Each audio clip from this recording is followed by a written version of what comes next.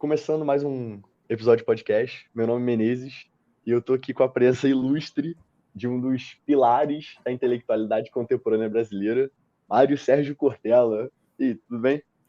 Olha, quando a gente ouve um afago desse, né, esse tipo de acolhimento é sempre bom. Isso Ah, dá um não. gosto maior. Claro que a ideia de ilustre, né, Menezes, sempre coloca não só a responsabilidade, mas também, né, uma vaidade grande. E a vaidade faz parte, né, inclusive, de quem atua na filosofia. Não, mas eu tô só constatando a realidade, né? Nem elogio é. Então, sendo elogio ou constatação, acolho com gosto. Perfeito. Então, o episódio de hoje é sobre o eu, né, e como a gente pode manter a essência, né? Nossa essência.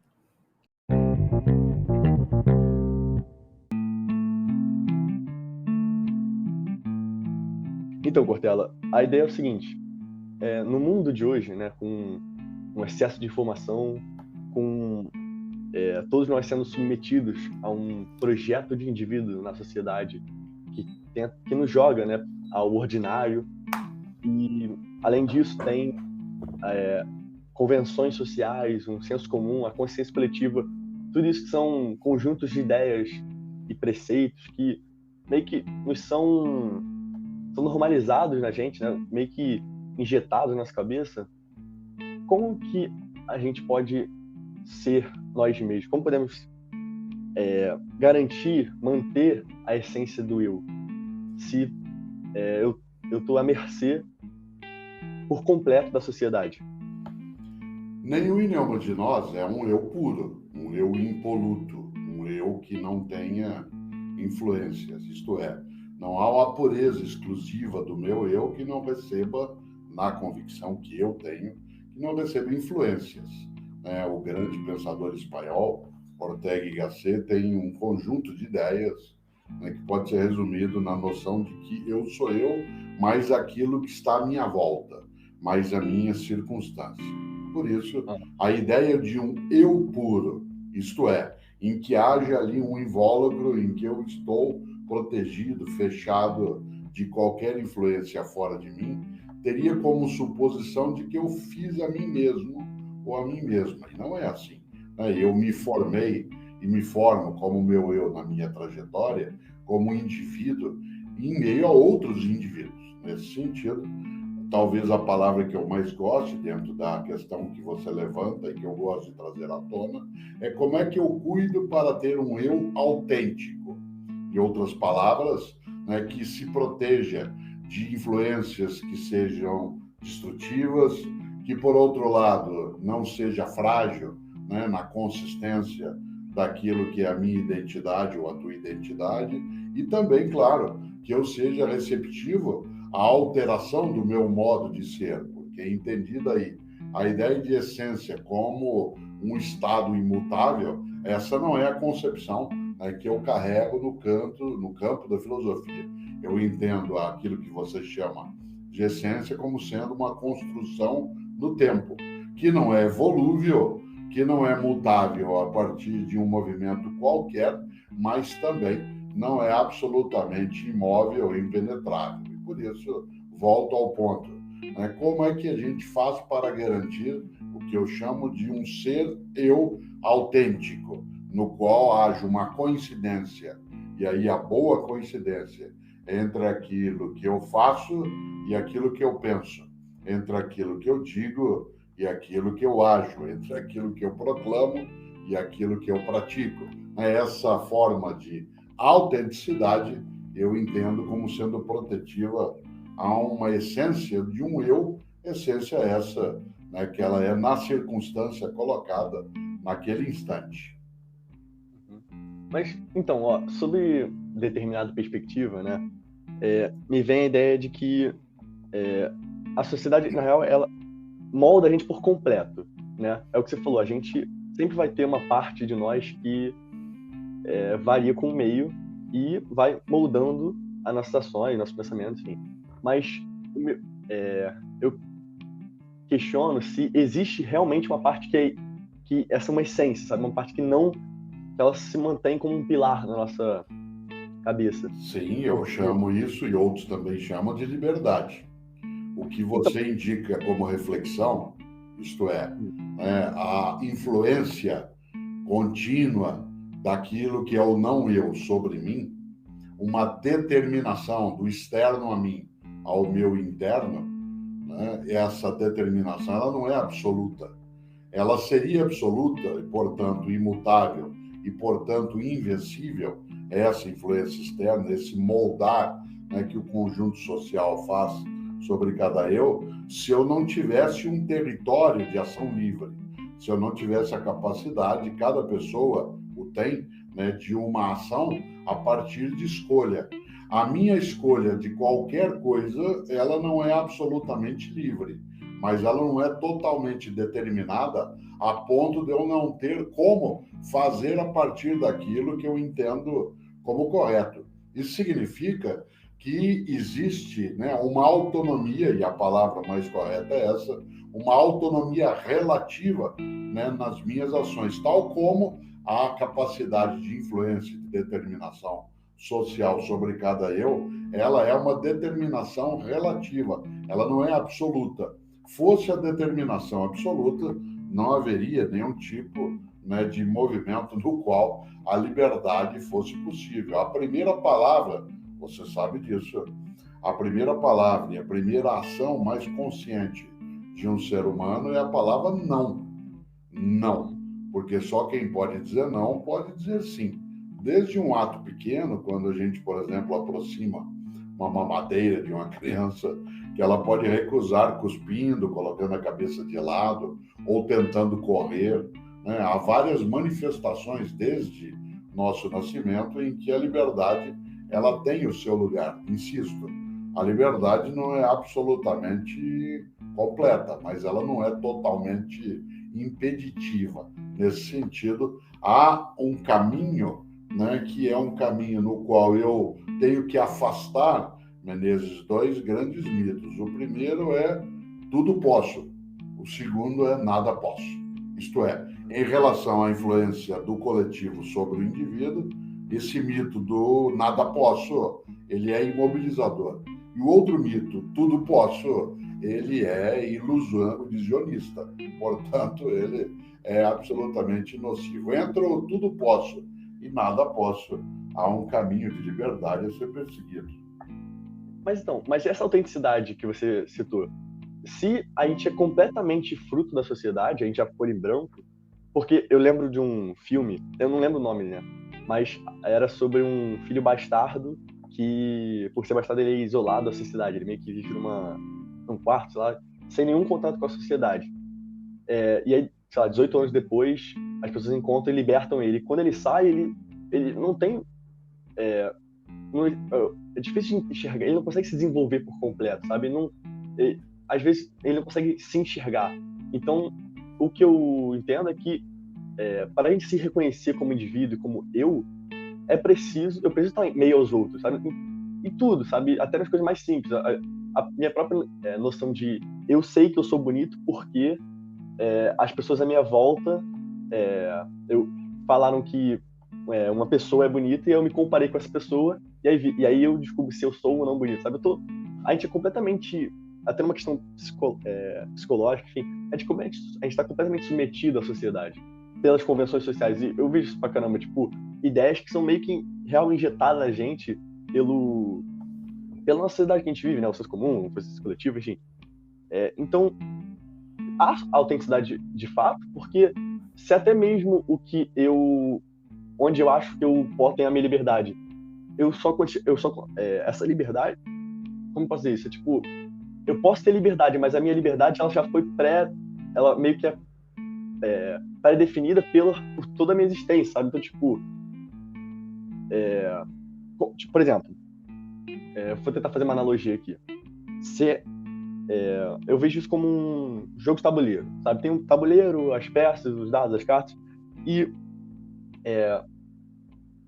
às vezes eu penso que né, cada um de nós, somos só mais uma peça, sabe? Que está cumprindo o seu papel, sabe? Porque, tipo, se existe uma entidade jogando esse jogo, e não uma entidade Deus, mas eu quero dizer uma identidade entidade, melhor dizendo, uma entidade totalmente imaginária que seria, sei lá, a personificação do mundo. Essa entidade que joga o jogo, ela vai manter o equilíbrio, sabe? Então, tipo, se tem muito daquilo, ela vai manter o equilíbrio querendo dar o outro, sabe? Então, tipo assim, a própria noção que eu tenho contra a sociedade, um desprezo que eu tenho contra a sociedade, é fruto da sociedade. Não Sei tem lá, às vezes. como essa tua questão, ela não encontra uma resposta por uma impossibilidade interna, né? Não tem como você imaginar se você é completamente determinado e ser capaz também de pensar isso. Porque se eu entrar aí num jogo lógico, eu direi que a tua dúvida colocada agora, nesse modo que você discorreu, ela também é determinada, né? E isso leva a um impasse lógico. Quer dizer, a gente chega a um dilema em que não há ali, né, alternativa. Se eu me pergunto sobre a minha própria liberdade, e essa pergunta que faço não for livre, é sinal de que não há liberdade possível. Você coloca uma questão que a filosofia ocidental, especialmente, trata, né, desde os gregos antigos, que é uma concepção trágica da vida, em que tudo é determinado pelas forças que são anteriores e superiores a nós, e até a nossa ideia de liberdade seria ilusória, seria quimérica, ou uma visão que não é greco-romana, mas é judaico-cristã, que é a vida não como tragédia, mas como drama. Isto é, em que eu tenho escolha. Eu posso escolher um caminho ou outro. Não posso escolher qualquer coisa, mas não sou incapaz de escolher alguma coisa.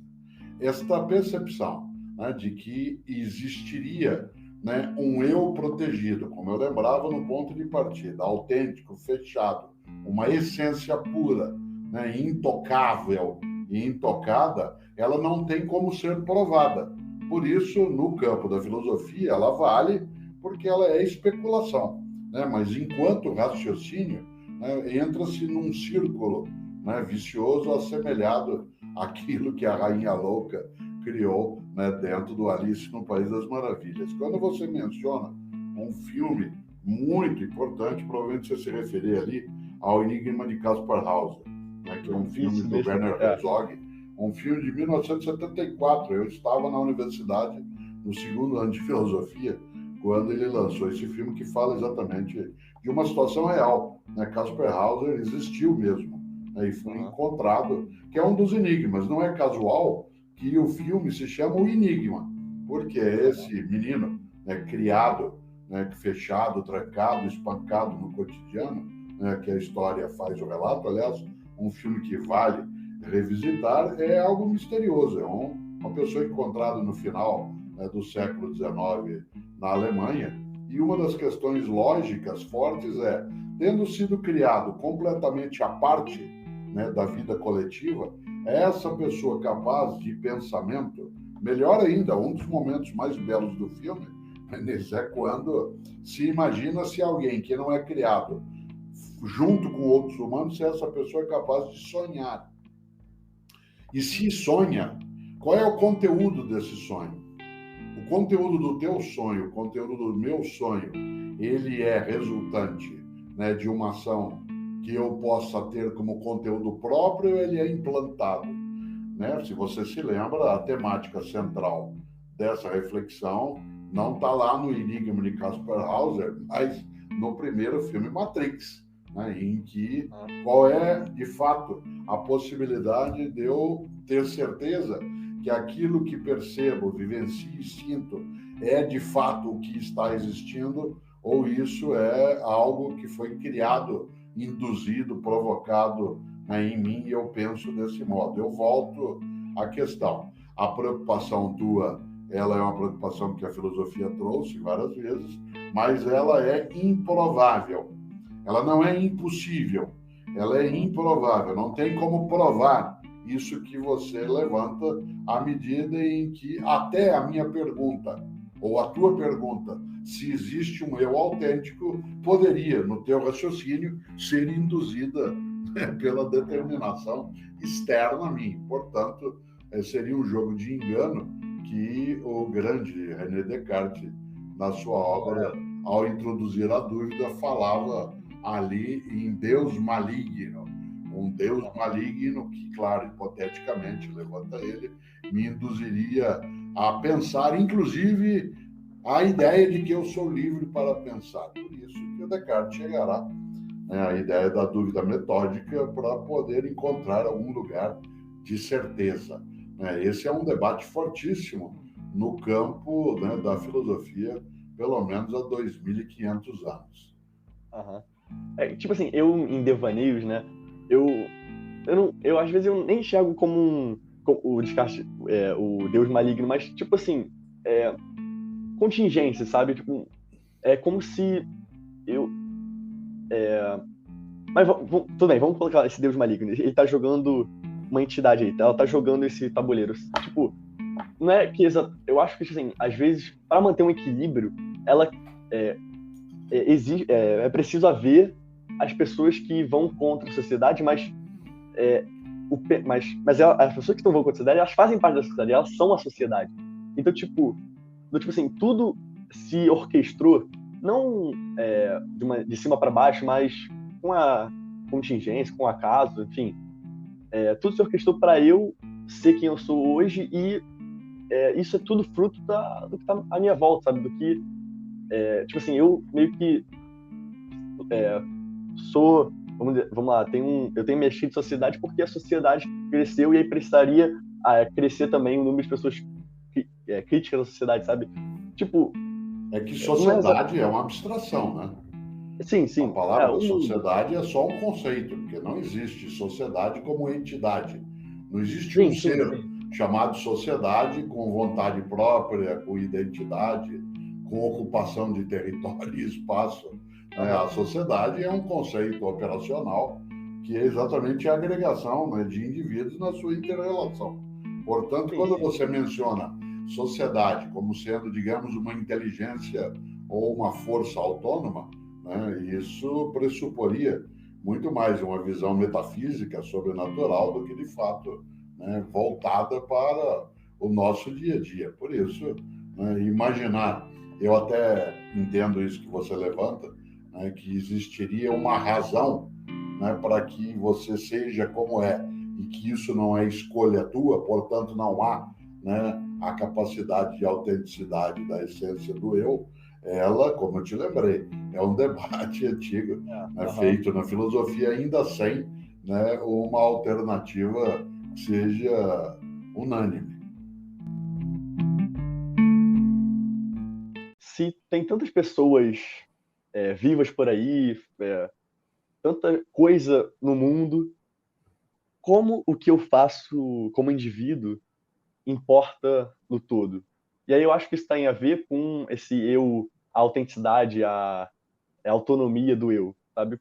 O que eu, como indivíduo, faço como o que eu faço importa ao todo? Eu uso bastante, Menezes, uma expressão, gosto, de que eu recuso a ideia de que ninguém é insubstituível. Há uma tendência a dizer isso, ninguém é insubstituível, e eu gosto de lembrar que ninguém é substituível. O que pode ser substituído é o que eu faço invertendo. Ninguém é insubstituível, não todas as pessoas são insubstituíveis. O que pode ser substituído é o que eu faço, o que eu ajo, porque outra pessoa pode fazer se aprender a fazer, se estiver no lugar de fazer. No entanto, antes de eu ser ou de você ser, o universo não era como é. E quando você deixar de ser, ou eu deixar de ser, ou qualquer pessoa deixar de ser, o universo não será mais do mesmo modo. O que significa que eu sou único no universo. No entanto, e aí eu chego à tua questão, eu sou único, mas não sou exclusivo. Eu sou único. Como eu, nunca houve, não há e não haverá. Eu sou um arranjo da vida que é irrepetível. Não houve como eu, não há e não haverá. Isso me torna único, mas não me torna o único. Isso me torna única, mas não me torna a única. Eu sou um único entre outros milhões e milhões de únicos. Qualquer único desses, se não existisse, faria com que o universo não fosse como é. Qualquer um desses únicos ou únicas que deixar de ser alterará, né, a conformação que o universo carrega. No entanto, repito e insisto pela irrelevância que eu vejo nisso. Embora eu seja único, eu não sou um único. Eu sou em relação a outras pessoas. Nesta hora, não se pode esquecer, né, que a nossa identidade, ela não é exclusividade. Eu sou alguém que é, e quando eu deixar de ser, ou se eu nunca tivesse sido, o universo não seria como é. Mas eu não sou o único que faz com que assim seja. Daí sim, eu tenho uma identidade no universo, mas não tenho uma exclusividade.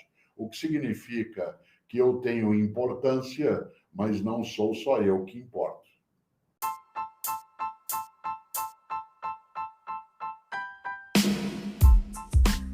Uma última pergunta, então. Como que eu posso, sei lá, trabalhar a minha individualidade, essa importância que eu tenho para sair do ordinário, sabe? Sair do comum. Como que eu posso tipo...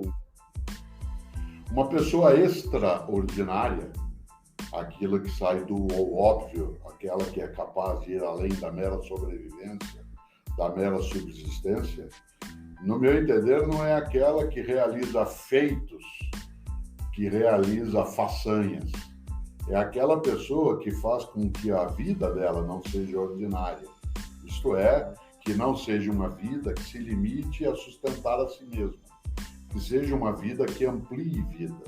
Por isso, quando você pergunta como fazer, Menezes é alguém que vida tem e que, na sua vida, precisa fazer com que haja mais vida consigo e com as outras pessoas.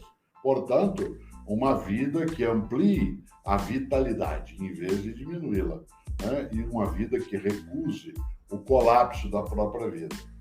Quando eu lembro que ter uma vida que seja extraordinária, eu estou de propósito, né, fazendo a divisão da palavra, ela não é fazer façanhas, né, ter feitos célebres, mas é no teu dia a dia não ter uma vida banal, fútil, inútil, superficial.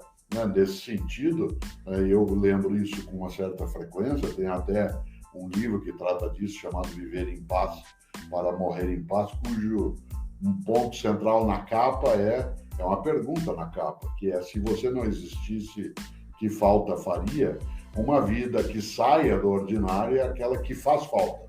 Um eu que sai do ordinário é aquele que faz falta. Isto é, que quando deixar de ser, porque somos mortais, as pessoas digam tal pessoa faz falta. Se estivesse aqui, haveria mais vitalidade, mais capacidade, mais afetividade.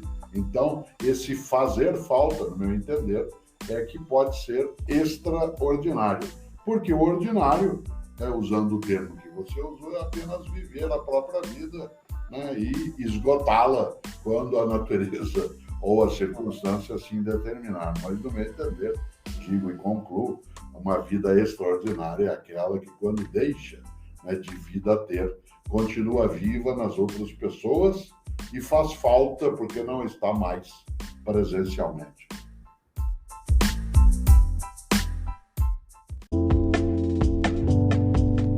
Eu gosto muito dessa questão que você trouxe à tona, né, no ponto de partida, porque uma das melhores expressões da nossa capacidade de não sermos ordinários ou ordinárias, isto é, banais, é procurarmos, sim, né, essa ideia que você chamava de essência do eu. Não é a essência do eu no sentido, para mim, né, metafísico, num sentido imutável, como eu lembrava no ponto de partida, mas é eu não me perder de mim. Né, trazendo aí à tona uma canção clássica, né, no Brasil, Caçador de Mim, vale muito marcar essa preocupação contínua, né, com a ideia de não se perder de si e, portanto, manter a autenticidade, né, a honestidade, a sinceridade, tudo aquilo que faz com que a gente não seja um simulacro de si mesmo ou uma mera representação daquilo que desconhece. Portanto, eu fico feliz que haja também né, em você, tal como há em mim e outras pessoas, a preocupação com a autenticidade para a gente não apenas passar pela vida como, lembra o Pink Floyd, simplesmente como another brick in the wall, mas como alguma coisa que faça falta. Eu É, acho bom demais que assim seja. também acho, pô. Eu acho que quanto mais a gente foge desse esse ordinário, né? Mais a gente está vivendo a vida para nós mesmos. A gente está, de fato, vivendo e não só matando o tempo, né? Como dizia o Sêneca. Então, Exatamente. porra, quanto mais longe do ordinário, eu acho que não só mais autêntica, mais livre, mais genuína, mais bela é a sua vida, mas também mais prazerosa e mais importante. Talvez não para um todo, mas importante para você mesmo, sabe? Eu acho que você está sendo mais feliz, assim. Né? Por isso que o poema, né, e a frase especial dentro de uma grande obra do John Donne dizia: nenhuma pessoa é uma ilha. Né? Nenhuma pessoa é uma ilha, nós somos arquipélago. Mas cada ilha importa. Se a ilha que num arquipélago está deixa de ser, o arquipélago deixa de ser como ele era. Por isso, uma ilha não é o arquipélago, mas ela faz falta. Né? Nesse Aham. sentido, acho que nesse momento, né, a vida permite que a gente possa fazer essa escolha também de fazer falta.